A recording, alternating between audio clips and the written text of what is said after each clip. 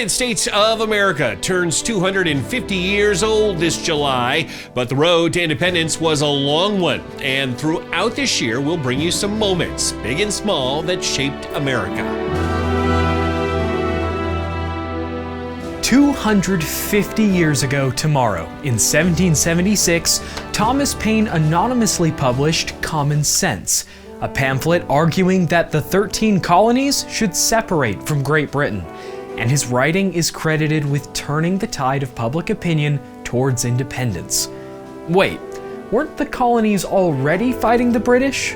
It's true, the first battles of the War for Independence had already been waged. The shot heard round the world kicked off the battles of Lexington and Concord in Massachusetts.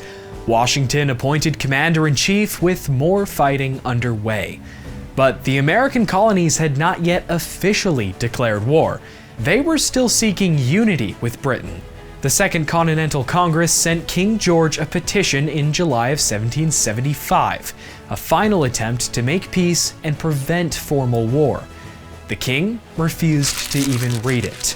And while American elites like Benjamin Franklin wanted independence, most colonists still considered themselves British citizens, and separating from the motherland was a preposterous thought. That's where Paine's Common Sense comes in. A blend of Enlightenment thinking, faith, and reason, all packaged in a pamphlet using language that the average person could easily understand. In other words, it just made common sense. It became what we might call today a viral sensation.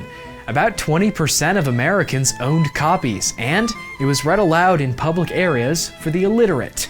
By the end of the Revolutionary War, 500,000 copies were in the hands of all 3 million Americans, making it the biggest American bestseller per capita ever. A government of our own is our own natural right, Paine said, and that the present time is the true time for establishing it. The pamphlet successfully turned people against the monarchy, using scripture, history, and careful argument. Paine believed law should be king in America, making separation from Great Britain both an attractive and morally superior idea.